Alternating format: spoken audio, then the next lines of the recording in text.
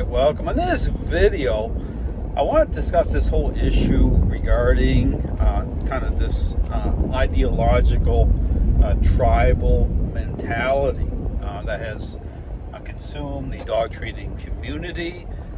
I talk about how it is that critical thinking has been completely lost, okay, when it comes to those who identify as force-free trainers, those who identify as balanced dog trainers, those who have come into agreement, okay, with the source of the problem by way of approaching a relationship problem between dogs and owners as a learning-based exercise, who superficially motivate dogs to respond within the framework of a relationship problem while assuming, okay, that those superficial responses, and this is where you even get the word behavior being misrepresented within the framework of superficial response, that those responses represent that the perceptions of dogs are changing the right way.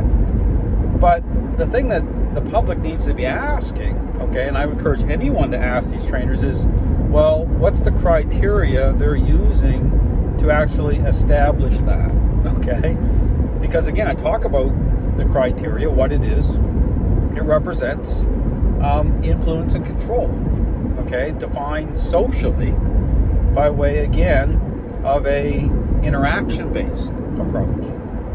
And again, I line this all up. This is why I keep talking about the parenting example, because you just have to look at the parenting example to get an idea as to, or a sense as to, why it is that so many dog owners end up failing with a disconnected result. Even while dogs are moving around the training environment looking fantastic, okay? But just like how a selfish child can look fantastic when they're picking up their toys for a brand new Xbox game, okay? Understanding that the problem really is the jumping in point, at the point that the relationship is sideways, is to start to engage this way, okay, without considering the parental role, connecting dots properly in the relationship, none of it. And understand that both these groups of trainers, balanced and force-free, they're all doing the same thing, okay? They're all of them are engaged in this.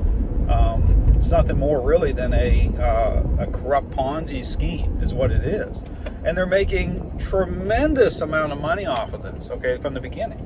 I mean, their whole reputation, their whole livelihood is invested this way. This is why you'll never hear a balanced dog trainer actually confront the real issue. I talk about this. So the information I'm putting out is for the public. Understand that the dog training community does not like what I'm saying, okay? And it's really kind of profound when you consider that not just force-free trainers don't like what I'm saying, but balanced dog trainers get equally triggered on social media by way of the information I put out.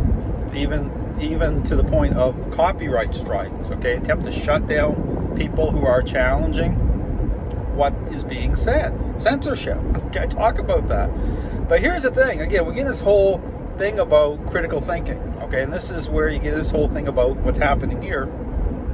This kind of, tribal default kind of response from these individuals who retreat, okay, into their, kind of support system with these groups, okay, rather than, what real science is supposed to be. This isn't, okay?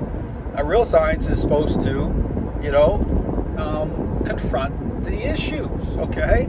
Confront the issues. Real science is controlled, but understand this is controlled, science is controlled by who exactly?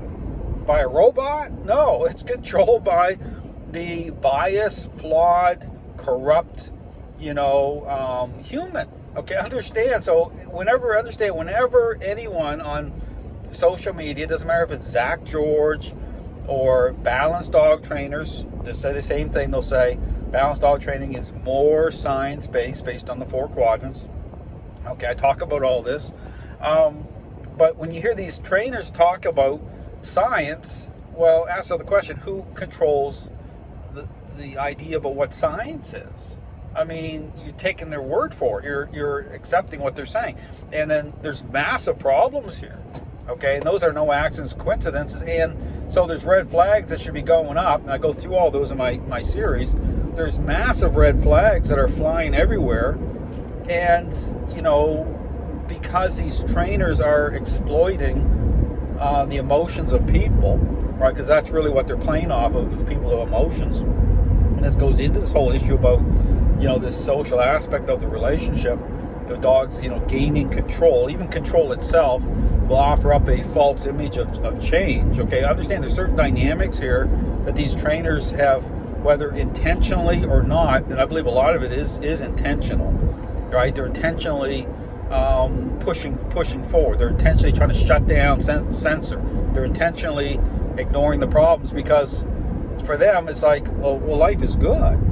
Like, I'm making thousands of dollars. Some of these trainers are making a lot of money.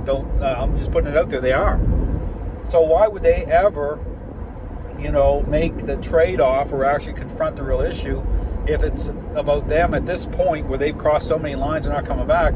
If it's about them losing all their support, all their money, their reputation, the books they wrote, the videos they put up, and then to even suggest that these trainers are willing to look at what the problem is, or even have, say, me go on a podcast to, talk about the real issue, you're out of your mind. They're not going to do it. Like, to even think that that's going to happen is absolutely ridiculous. But this is where we're at. Understand, this is how bad things have become in the sold out dog training community. So my encouragement, okay, for anyone out there who's looking at the information I put out, understand that this goes beyond just a minor issue, a minor problem. Okay, this has become so massive and so corrupt at a scale that is unbelievable. I don't think people really have a sense of how massive this is. I encourage you to do your research. Don't take my word for it, but do your research. It's unbelievable what's going on. And so social media, understand, social media has become a vehicle for these people. They're using it to exploit everything, because the idea that itself lacks depth, is based on appearances. Social media lacks depth and is based on appearances. So it's the perfect vehicle for these individuals to say certain things, come off a certain way, exploit, and then people are left with the collateral damage of what's going on. So again, my encouragement is for people to check out the information I put out.